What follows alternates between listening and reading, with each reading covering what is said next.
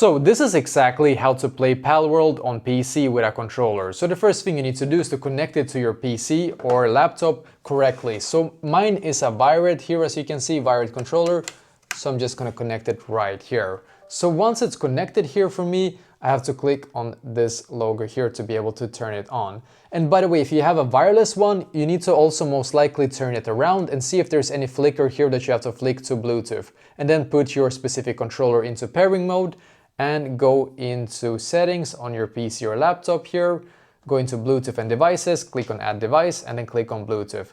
You will then be able to find it in the list here if you have put it into pairing mode, and that is if it's a wireless one, just so you know.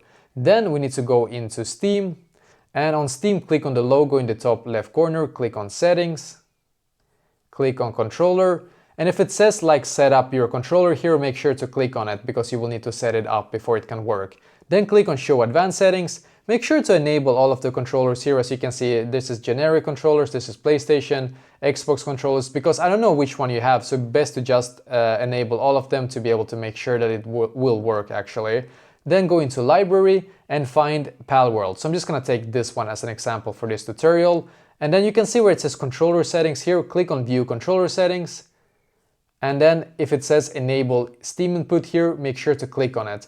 And otherwise it should work here, as you can see now. It shouldn't be any problems here whatsoever on any game, basically on Steam.